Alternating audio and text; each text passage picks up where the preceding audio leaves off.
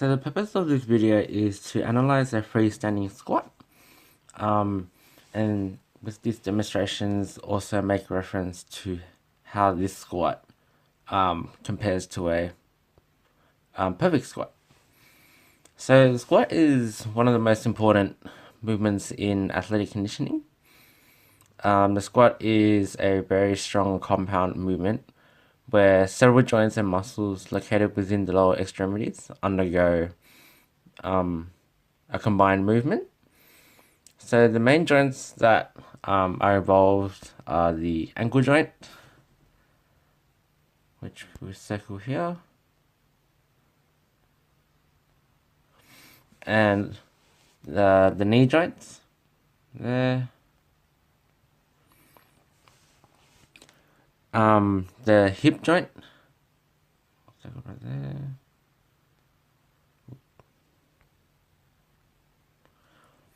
and also the sacroiliac joint, which would be right about there. According to Robertson, Wilson, and Pierre, 2008, there are two phases that occur during a squat: the eccentric phase and the concentric phase. During the eccentric phase, there is powerful gravitational forces which acts downward on the body. As the squat begins, starting from the feet, the ankle joint undergoes dorsiflexion due to the eccentric lengthening of the gastrocnemius and the soleus, as you can see there. And moving superiorly from that, the knee joint, all four quadricep muscles, so vastus lateralis, vastus intermedius, vastus medialis, and rectus femoris, are also acting eccentrically by elongating to cause the deflection of the knee.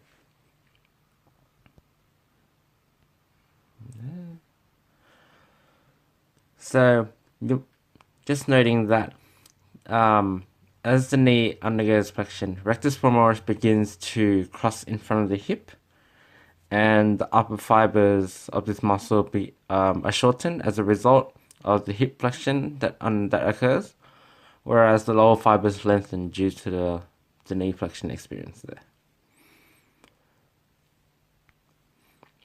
So now looking at the hip joint, you can also see that the hip joint also undergoes flexion there.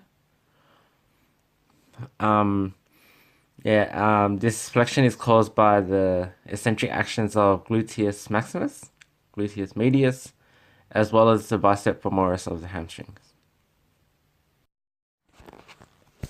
As the subject reaches the desired squat depth, the gravitational forces that are acting on the body must be overcome by the concentric actions of muscles to help generate torque at the joints, which result in movement. So during the concentric phase of the squat, the ankle joint now produces plantar flexion as a result. This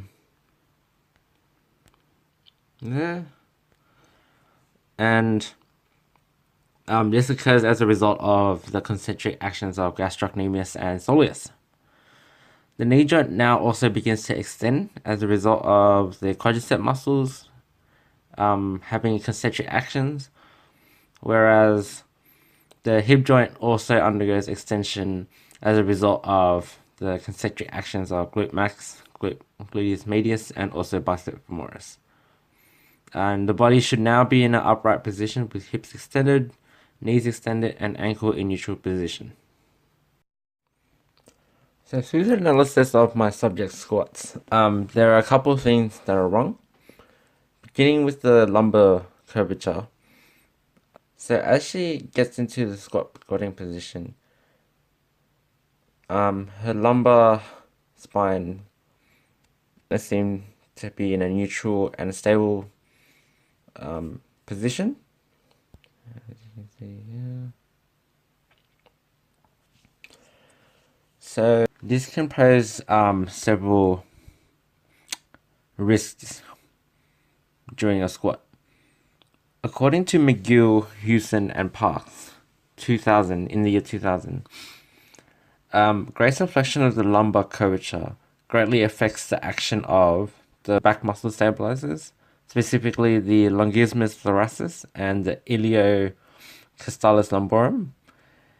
They are usually involved in stabilizing the spine from anterior shear forces, and they found that it was highly related to the risk of back injury.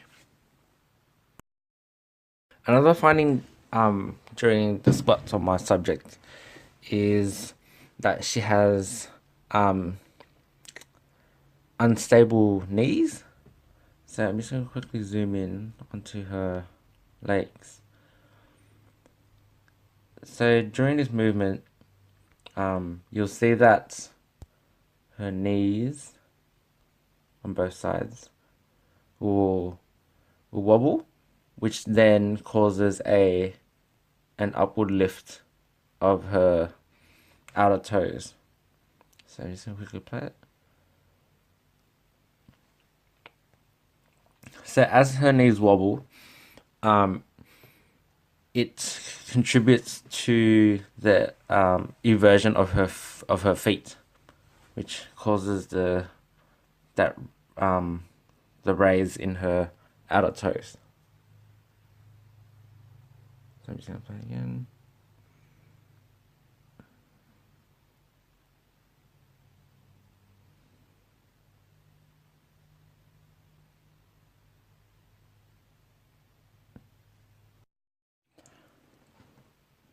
Another issue that was found during my subject squats was in the tracking of her knees. So I'm just gonna quickly play the movement. So as she attempts the squat, her knees track over her great toes, which according to Escamilla 2001, the forces that are restrained by the anterior cruciate ligament of the knee experience a greater patellofemoral compression forces and also shearing forces, therefore which can pose as a great risk of knee injury associated with the squat. So I'm just going to quickly draw a line to show how far the... And that concludes my biomechanical analysis of the squat.